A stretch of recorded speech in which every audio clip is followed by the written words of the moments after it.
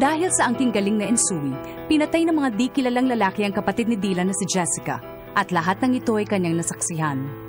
Na makita ni Dylan si Reka na nakikipaglaban pa sa isa ring mahiwagang sandata, naisip niya na si Reka ang kanyang susi upang makita ang mga taong pumaslang sa kanyang kapatid. Nagharap ang dalawang mandirigma, subalit pinatay ng kapangyarihan ni Dylan ang kapangyarihang apoy ni Reka. Ang alab ng apoy sa harap ng salamin.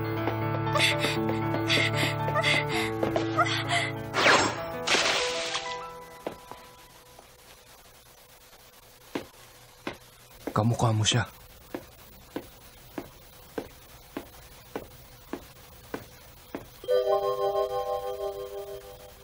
Reka! Reka!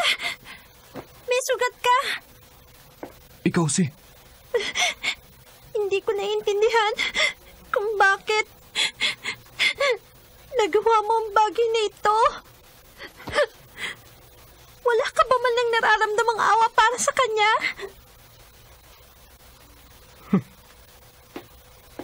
Walang pakiramdam. Matagal nang nawala ang aking pakiramdam. Dahil sa gabal lang ito sa aking pagiganti. Reka, hiniligtas ka ni Ana. Pakakawalan kita ngayon. Pero hindi pa tayo tapos. Makukuha ko rin sa'yo ang gusto kong malaman.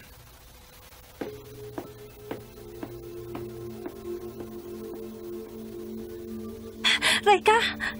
Ang labo naman. Huwag ka muna magsalita.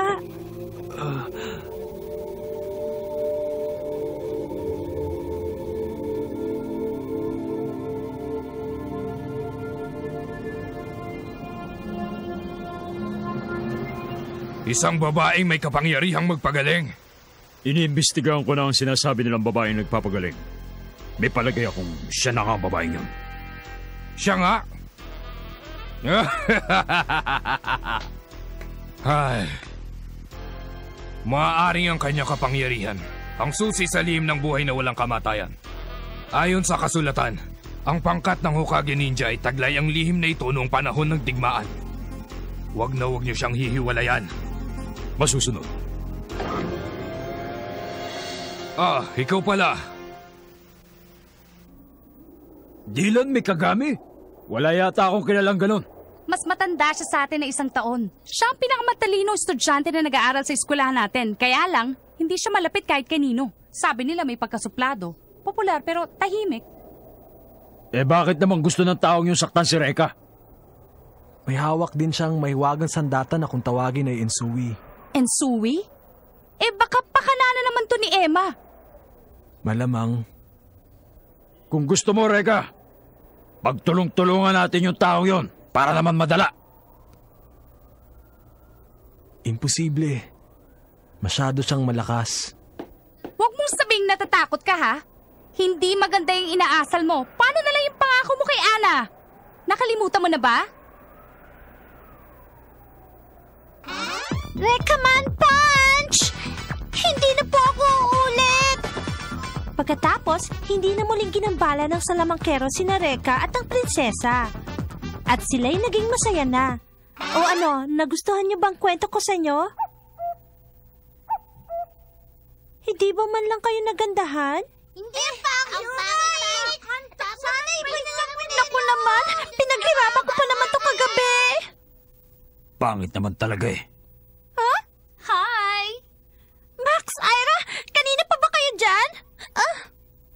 Si Reka? Reka, masama ba ang pakiramdam mo? Hindi. Kanina pa yan ganyan eh. Ang galing mo naman. Nag-aaral ka pa eh. Nagtuturo ka na ng mga bata. Mahilig kasi ako sa mga bata eh. Alam mo, ang ganda-ganda ng kwento mo kanina. Hindi maganda yun ha. Bakit naman ako ang ginawa mong kontrabida? Siguro dahil sa pagmumukha mo. Ano? Hindi ba totoo naman, Reka? Ano ba, Reka? Alam ko na. Pumunta na lang tayo bukas sa karnabal. Ano? Karnabal? Oo, tayong lahat ang pupunta.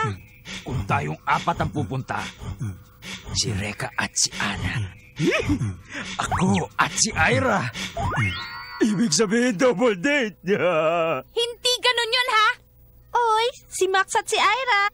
Double date! Hindi ganun yun eh! Paano nangyari yun? Iniwan ko siya kagabing sugatan. Tapos ngayon magaling na siya. Mapanganib ang taong ito. Teka, sandali. Huwag mong sabihin ngayon ka pa natatakot. Basta, sandali lang! Gusto ko na bumaba dito!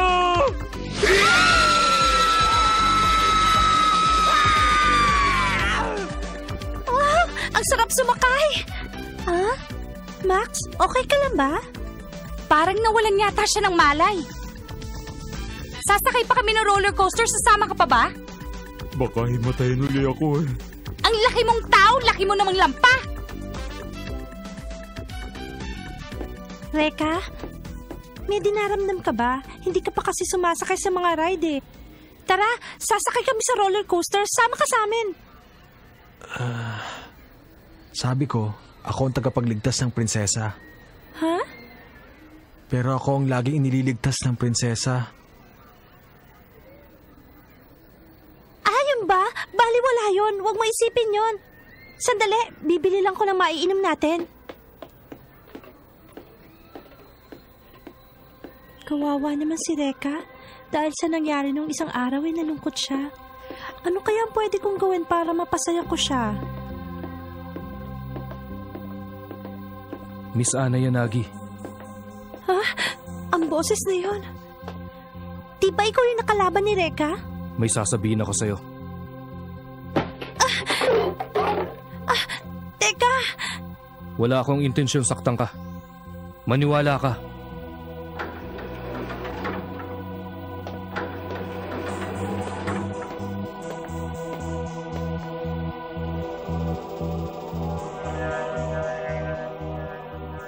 Ilang sandali na lang at hahanapin ka na ni Reka. Gusto kong dito kami magkita. Tatapusin ko na ang aming laban ngayong araw na to. Pero bakit si Reka? Isa siyang mapanganib na tao. Alam kong may inililihim siya sa akin. At yun ang gusto kong malaman. Inililihim? Desidido siyang matalo si Reka. Ang tagal naman niya. Oo nga, uhaw na ako eh. Hindi kaya naligaw yun? Tara, hanapin natin. Sige. Reka, ang mahal mong prinsesa hindi pa rin bumabalik. Ha? Bahala ka.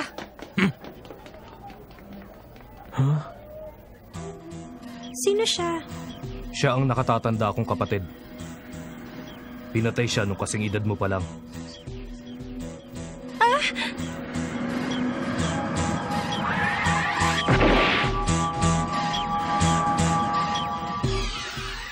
Mula nun, isinumpa ko na ipagiganti ang kanyang kamatayan. Si Reka. Wag! Huwag ka nang tumuloy! Huwag ka nang pumunta rito! Prinsesa! Reka, wag! Mapapahamak ka lang! Pero... Reka, wag! Pero nangako ako. Nangako ako na magiging ninja ng prinsesa. Reka, mapapahamak ka lang! Prinsesa! Gaya ng sinabi ko, nawalan na ako ng kakayahang magmahal ng kapwa. Wala nang natitirang awa sa puso ko, kahit na para kanino. Sana maintindihan mo. At habang kasama mo si Reka, palagi kang malalagay sa panganib. Sigurado yan. Huwag mo na ituloy! Sorry. Huli na ang lahat, Ana. Prinsesa! Sinakta ka ba niya? Reka! Prinsesa, pasensya ka na sa inasal ko kanina. Minsan lang ako natalo pero inisip ko na hindi kita kayang pagtanggol. Sorry Sorry talaga. Hindi na mauulit yun. Kahit anong mangyari, ako pa rin ang magiging tagapagtanggol mo. Okay ba yon, prinsesa? Reka! At ikaw, Dylan, bakit kailangan pagdukutin ng aking prinsesa? Siguro natatakot ka na ngayon dahil hindi ka naman nanalo sa akin, no?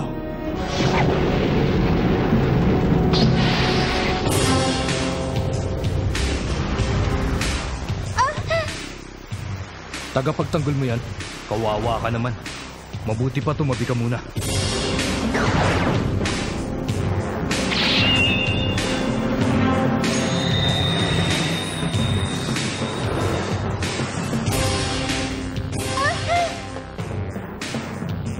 Ilalabas ng aking Insui ang tunay mong pagkatao. Tama ng daldal! Sisimulan ko na!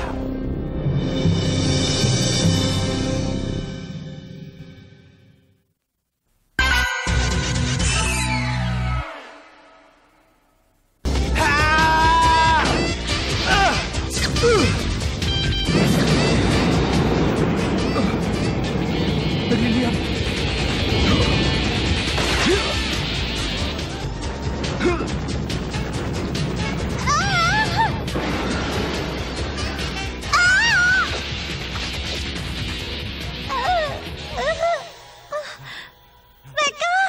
Pwe, nasobrahan ko yata ng apoy eh. Munti ka na tuloy tamaan. Reka, nasaktan ka ba? Marami kang sugat! Nako, hindi. Hindi naman masakit eh. Sigurado ka ba talaga? Nakita ko nang paghaluin mo ang pulbura at ang iyong apoy kaya ito sumabog.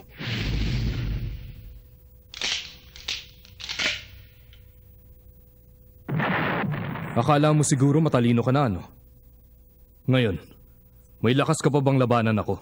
Gayong nasugatan ka na ng gusto ng mga bubog ng salamin? Reka!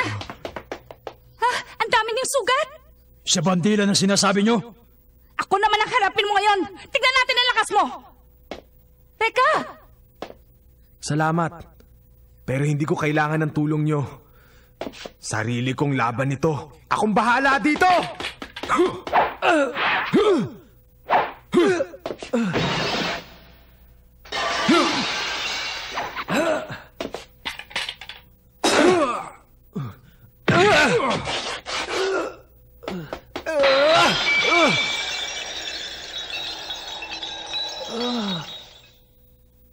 Anong ginagawa mo dyan?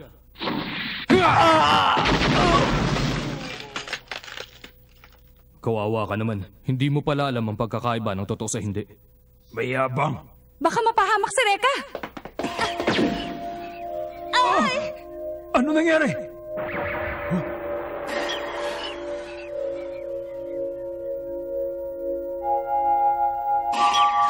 Si Emma!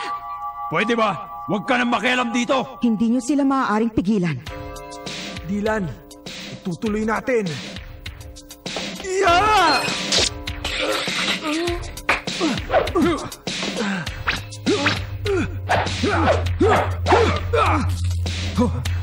Eto sa'yo!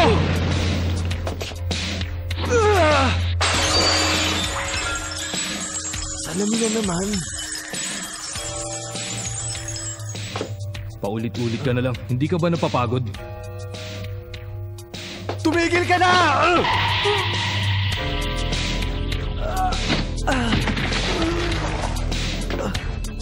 Bilib din naman ako sa lakas ng fighting spirit mo.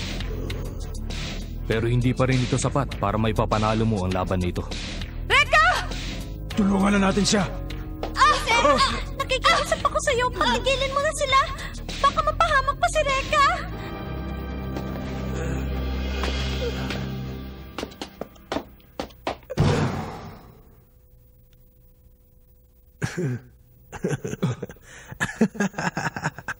Anong nakakatawa?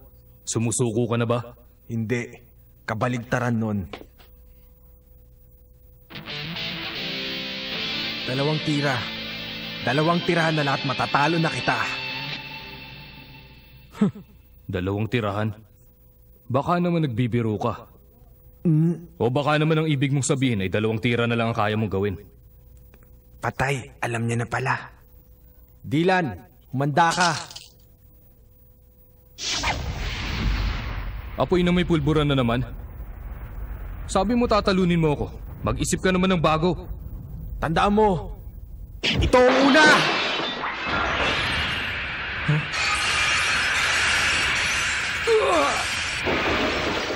Naiintindihan ko na. Ayaw niya maguluhan sa mga salamin kaya binasag niya ang mga ito. Kung mapipigilan ko ang ikalawang tira niya, siguradong may panalo pa ako. Nasaan na siya?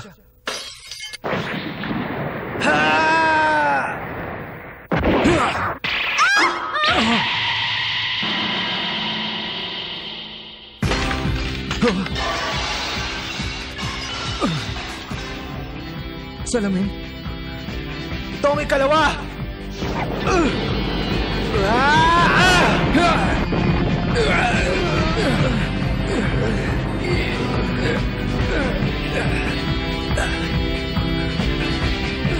Dylan, natatandaan mo ba yung sinabi mo na kayang patayin ng tubig ang apoy? Pero naisip mo ba na kayang pasingawin ng apoy ang tubig? Hanggang sa ito'y tuluyang mawala!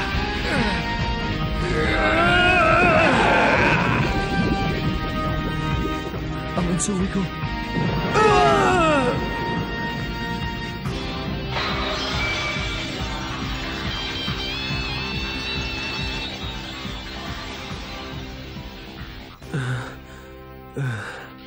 Ang galing! Reka! Nakakakilos na tayo. Ano pang hinihintay mo? Ituloy mo na. Tapusin mo na ako ngayon. Anong mapapala ko pag ginawa ko yun? Malis ka na lang. Sigurado ka ba na wala kang kinalaman sa mga taong nagtangkang nakawin ng Ensui? Sa mga taong pumatay sa kapatid ko? Patawarin niyo ako. Sabi ko na nga ba, ikaw may kagagawa nito eh. Ito lamang ang tanging nalalaman kong paraan upang lalo kong mapaghusay ang inyong kapangyarihan. Lalo mo paghusay? Pero bakit kailangan pang gawin yun? Dahil pagdating ng takdang panahon, may isa pa kayong makakalaban. Isa siyang ninja.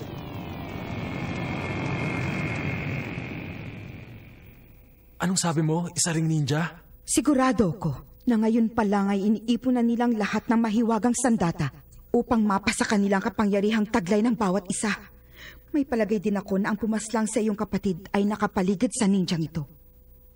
Ibig mong sabihin, ginamit mo lang pala ako para makuha mo ang gusto mo. Ang inyong kapangyarihan sa ngayon ay hindi pa rin kasing galing ng sa ninjang sinasabi ko. Ang mahalaga ay magsama-sama kayo upang lalong lumakas. Huwag mo akong idamay sa mga kalokohan ninyo. Inaamin ko na natalo mo ako ngayon. Pero hindi ko matatanggap ang awa mo sa akin. Sa ngayon, isa lang ang gusto ko masiguro. Kung kaya mong ipagtanggol ang prinsesa. Siyempre naman! Kaya ko siyang ipagtanggol! Pero pag hindi ko nagawa yun, mabuti pang akong mawala. Para ka talagang ninja nung unang panahon.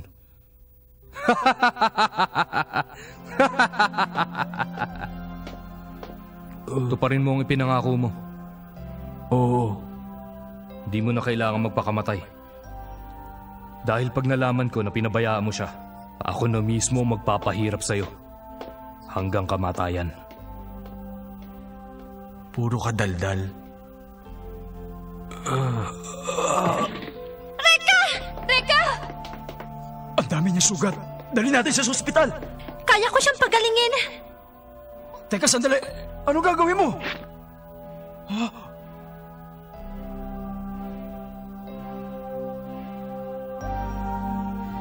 Naghihilom ang lahat ng sugat ni Reka. Prinsesa, isa ka pa lang. May kapangyarihan akong magpagaling ng kahit na anong sugat, pero hindi ko kayang palitan ng dugong nawala sa kanya. Kaya binibigay ko na lang ang sarili kong dugo.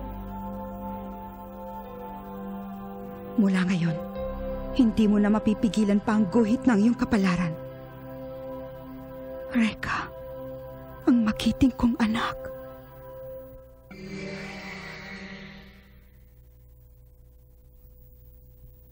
Ito po ang nakalap kong impormasyon.